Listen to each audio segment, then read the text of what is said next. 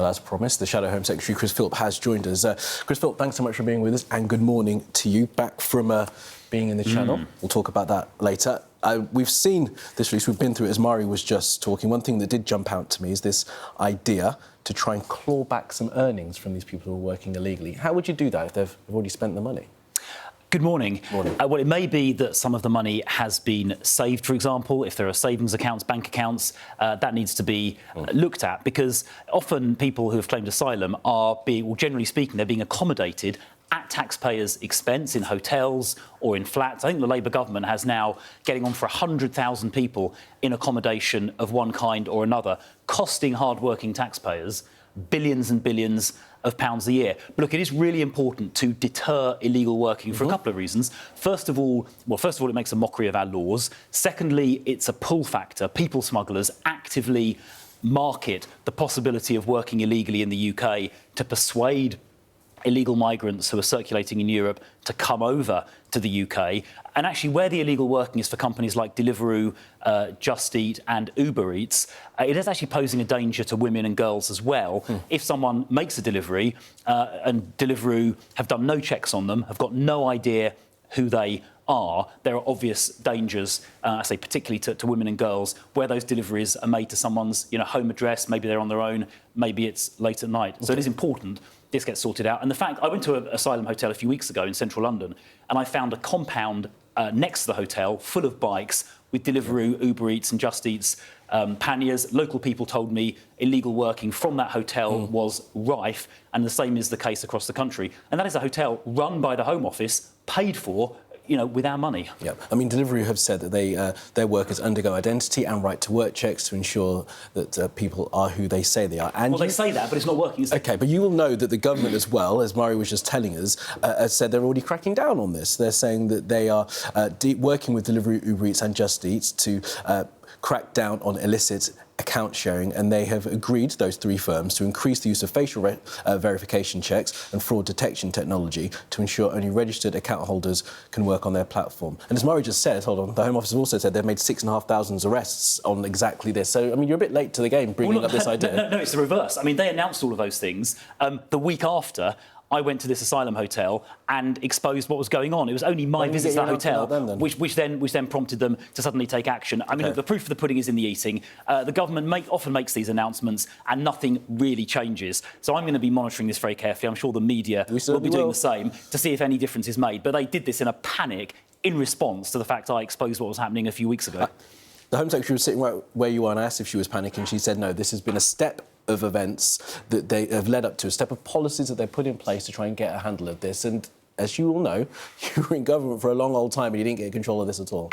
Well, is she saying it was just a coincidence? They had made all these announcements the week after I exposed this with my... It was all you, Chris. I'm not sure. I believe the claim that was all just a coincidence. But anyway, here are some ideas we've come up with that would help address this, which I strongly encourage the government to take up. Well, they say they are doing some of it, so we'll see. And as you say, we're going to keep their feet to the fire on all of this, as we will with yours. Now, as part of this policy, you'll say that people will be deported.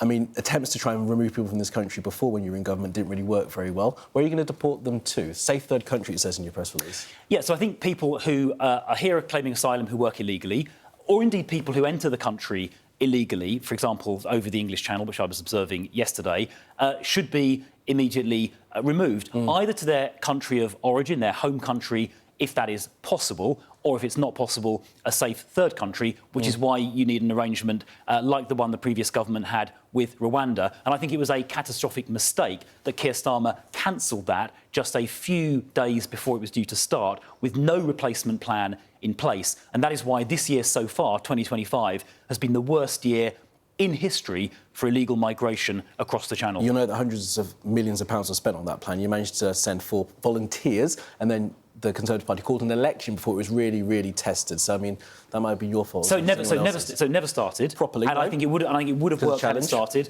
And frankly, I wish the election had been held a bit later, because we'll then we never could have know shown if it would have worked. Because but we do because Australia did something very similar 12 or 13 years ago. It was quite different.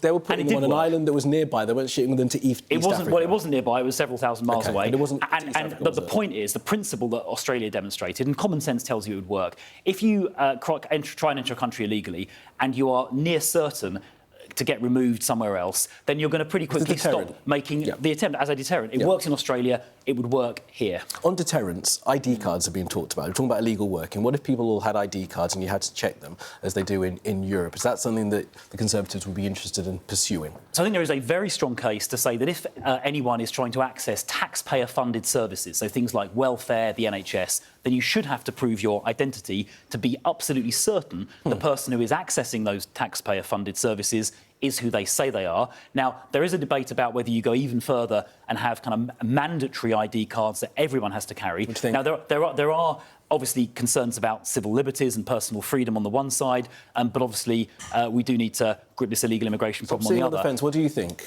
Well, I think we need to examine it really carefully. I'm not going to give you an off-the-cuff answer. I think we do need to examine the question, but we should do whatever it takes to stop illegal immigration. That includes removing immediately and without judicial process anyone who arrives here illegally. Without judicial process? Yeah, because they've just arrived illegally.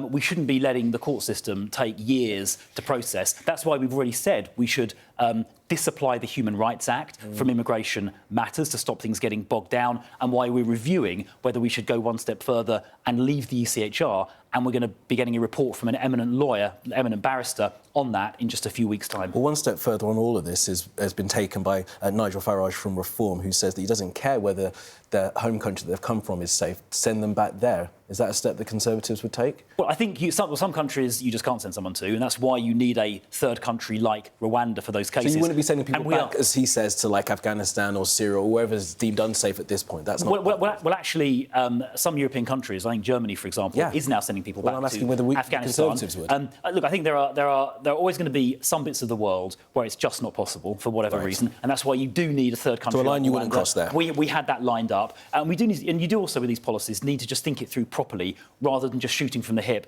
as Nigel Farage sometimes does. The difference between Reform and the Conservatives is that we do think this through properly, so our ideas are credible and will actually work in practice. But I get that, and the point I've been making to Murray when she's been sitting there is that we've had Reform talk about it this week, we've had the government talk about it this week, now we've got you guys talking about it in some detail, but you have been under this new leadership for quite a while, and we're only just starting to see the outlines of your policies, and what are you waiting for in terms of getting in front of the electorate? You're way behind in the polls. People need to hear what you want to do. Well, I think we have actually announced quite a few things already. For example, we've said we should repeal the Human Rights Act for immigration matters. We've said that for legal migration, there should be and we're going to have the answer to that question in just a few weeks. We've said we're going to have a binding annual cap on inward legal migration set by Parliament. So Parliament will decide how many people come in each year, and it'll be a far, far lower level than we've seen in recent years. So there's a couple of ideas straight away that we've worked up in detail. In fact, we even put both of those ideas to a vote in Parliament. We actually drafted all the legislation, but what did Labour do? They voted against it. And that was the Conservatives coming up with those ideas in detail, putting it to a vote in Parliament. It wasn't Reform, it was the Conservatives doing that detailed work. Doing the work of opposition. All right, Chris Philp, really good to have you this morning. Thanks very much, as always.